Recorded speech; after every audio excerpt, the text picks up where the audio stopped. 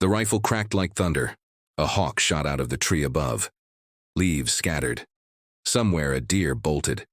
And Jackson Carter, 38, flannel-shirted, calloused hands and a war in his eyes, lowered the barrel with slow precision. He wasn't just hunting. He was healing. 3 years since he buried his wife. 2 since he left the city behind. 1 since the cancer diagnosis that turned out to be a misdiagnosis, but the damage, mental, emotional, was already done. He bought a cabin in Blackstone Ridge, right on the edge of a picturesque HOA-run mountain town. Clean skies, pine-drenched silence. Just him, grief, and the woods. But the stillness didn't last. Not when the envelope showed up, white, slim, official. Violation of HOA Rule 14C. Unauthorized discharge of firearms within 500 ft of a residential boundary. A $1,200 fine. Hunting. On his land. He crumpled it. Ignored it. The second notice arrived. Then the third. A week later, 3 HOA board members stood on his property line like cowboys in pressed khakis. Clipboard, sunglasses, polite smiles hiding razor teeth. "We understand your situation, Mr. Carter, but Blackstone Ridge has rules." Jackson stared back. "My cabin, my land, my deer." One of them, Alan, chuckled. "The board voted. You'll need to cease all hunting activity. We have hikers, kids, liability concerns." He knew what this was. These men didn't care about safety. They jogged on manicured trails half a mile out. What bothered them was that someone didn't kneel to their little suburban kingdom. So Jackson paid the fine, but he didn't stop hunting. He just went deeper into the woods, and that's when he found it, a rusted sign, faded but legible, private property, for sale. It was 132 acres of wild forest, untouched, unloved, and perfectly placed. He checked the records. Then he saw it, and held the very trails the HOA bragged about, their weekend hikes, their yoga meetups, their scenic overlooks, all built on leased ground now up for grabs. Jackson blinked. The idea formed like lightning behind his eyes, and it was beautiful. 1 month later, the paperwork was finalized. The deed arrived with a golden seal, his debut. Lawyers said, "Congratulations, you now own Blackstone Trails." The next day, Jackson installed signs at every entrance. "Private property. Trespassers will be prosecuted." No emotion. No warning. He didn't tell anyone. He just waited. Saturday morning, the chaos began. 3 moms in Lululemon tights showed up first, confused by the locked trail gates, then the Instagram hikers shouting at him through the fence. By noon, Alan called. "Jackson, what the hell is this?" Jackson let the silence stretch. "You're blocking public access," Alan growled.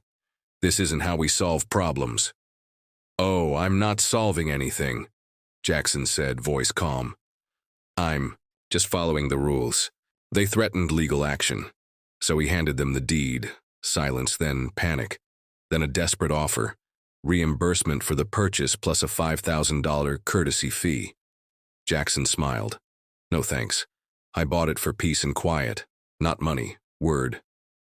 Spread fast, local forums lit up. Mountain man blocks public trails. Selfish hermit declares war on hikers. The HOA tried to turn him into a villain, but something strange happened. People started asking why. Why would a man go through all this trouble? Then someone dug into the fines, the board's long history of bullying newcomers, the absurd rules, the silencing, the arrogance, and the narrative flipped. Jackson became something else, a symbol, an anti-hero. Online channels told his story like a modern-day David versus Goliath. The HOA hunter, the man who shut it all down. People drove by just to see the locked trailheads, to take selfies by his no-entry signs like they were battle flags. Meanwhile, the HOA board fell apart under pressure. Members resigned. Alan disappeared from public meetings. A petition was started to dissolve the HOA completely. As for Jackson, he watched it all from his porch, sipping black coffee, rifle leaning by the wall. Some evenings he'd sit by the Trail's edge, watching hikers pause, read the signs, and walk away. He never yelled, never gloated. He'd just whispered to himself, respect isn't given, it's earned or taken back. And when a young boy once asked him through the fence, "Why'd you shut it all down, mister?" Jackson just smiled. Because sometimes silence is the loudest answer, certainly. Here's Chapter 2, continuing directly from the cliffhanger of Chapter 1, where Jackson Carter has just shut down the public trails by buying the land, turning the HOA's pride into private property. The knock came at 3:17 a.m. Not loud, just enough to crack the silence. Jackson opened the door, shirtless, rifle in hand, breath cold in the night air. Alan stood on the porch. This time, no clipboard, no fake smile, just sweat on his brow and a nervous twitch in his jaw. "We need to talk," he said. Jackson didn't move. "You're trespassing." Alan swallowed. "Look, we went too far, we admit that. But this thing you're doing, shutting off the trails, it's hurting families, kids. There's a pregnant woman who used to hike there to stay healthy." Jackson's eyes narrowed. "You fined a man for hunting on his own land. Cared more about bylaws than the truth. Now you want sympathy?"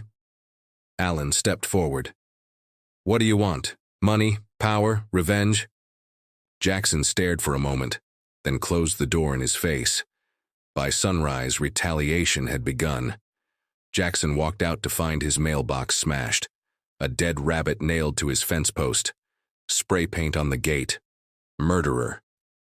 He didn't flinch. He just installed motion sensor cameras, reinforced the locks, and poured himself another coffee. But the attacks got bolder. Someone slashed the tires of his truck. Another broke onto the land late at night, lit a campfire, and left trash everywhere. The bee.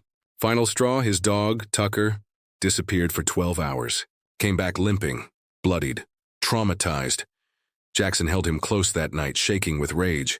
This wasn't about hunting anymore, this was war. A week later, Jackson visited the county archive. He pulled records, maps, legal docs, discovered something devastating. Half the HOA's prized recreational areas, picnic zones, scenic overlooks, even their community welcome sign, stood on land leased from various private owners. Small plots scattered across the edge of the ridge. Jackson tracked them down one by one. Some were out of state, some old, some just bitter enough to sell. Over the next month, Jackson made quiet offers. Reasonable, fast, cash. He didn't haggle, didn't explain. He just bought. By the time Alan caught on, Jackson owned 68% of the HOA's public space, and then he dropped the bomb. New signs, new locks, new letters. All of it legal, all of it devastating. The HOA's reputation collapsed. Residents rebelled. Meetings turned chaotic. News vans showed up at the gates, cameras rolling, telling the world how a single man dismantled an entire neighborhood's illusion of control. Jackson stood in the background, unnoticed, calm, watching it all. He didn't speak to the press. He didn't need to. The truth was loud enough, but something was coming, something darker. One night, Jackson heard footsteps outside. He grabbed his rifle, stepped into the trees, flashlight cutting through the branches. Then, movement, a figure, running. He chased, heart pounding. The man tripped, fell, groaned. Jackson aimed the beam at his face. It was Derek, a board member, younger, bitter. He was holding a jerry can of gasoline and a lighter. "I was just gonna scare you, man," Derek begged. Alan said you'd crack if we pushed you hard enough." Jackson stared at him, silent, breathing heavy, then said coldly, "Tell Alan this. When you corner a man who's already lost everything, you better pray he has something left to lose." He let Derek crawl away, didn't press charges, didn't call the sheriff. He knew this was bigger than arrests. This was principle, and revenge wasn't just about making them pay. It was about making them feel what they made him feel. Unheard, powerless, alone. By now, the HOA was hemorrhaging. Half the residents had stopped paying dues. Lawsuits piled up. Alan stepped down, then vanished. Rumors swirled. And Jackson? He stood at the highest point of his land, overlooking the valley trails. Now empty, overgrown, quiet. just how he wanted. But in the silence, something shifted. Something inside. Was this justice, or just more destruction? Because behind the fences, he saw kids who didn't understand, hikers who weren't the enemy, families who never picked the fight, and for the first time since the war began, Jackson wondered if he'd become the very thing he hated. Absolutely. Here's Chapter 3, the emotional climax and mind-blowing conclusion of your cinematic 30-minute story. Everything builds to this final chapter. No repeats, no slowing down. Just raw closure, twists, and the final reflection. The first letter came in a child's handwriting, folded in half, left at his gate. No return address. Jackson stood there, boots muddy, fingers smudged with oil from fixing the generator. He read the crooked lines slowly. Dear Mister, my name is Eli. I'm 9. I don't know why you hate us, but my mom cries now because we can't hike anymore. The mountain was our happy place. Please don't be mad forever. Eli. Jackson froze. Eli. He could see the kid now. Skinny, tooth-gap smile, always trying to keep up with the adults on the trail. Jackson had watched him once from the trees. The boy had helped his mother pick wildflowers. Nothing destructive, nothing loud, just living. And Jackson's grip on the letter began to tremble. He sat on the porch until sunset. Tucker curled beside him, the wind moving slow. That night he didn't sleep. He reread the letter 4 times. Then he made a decision. The next morning, Jackson drove into town for the first time in months. He wasn't greeted kindly. Glares, cold shoulders. A woman muttered terrorist under her breath. A man spat near his boots. Jackson didn't flinch. He walked straight into the town hall, requested a meeting with the interim HOA board. They refused, so he waited. 2 hours in the lobby, silent, still. Finally, a young board member named Claire agreed to see him. She didn't smile. Why are you here? She asked flatly. Jackson placed Eli's letter on the desk. I came to talk, he said. Silence. Claire glanced at the paper, then at him. Talk? Now? After everything? Jackson nodded. I know I burned the house down, but I never meant to trap the kids inside. A week later, a sign appeared at the trailhead. New rules, new boundaries, a new beginning. The trails were open again, partially, only certain days.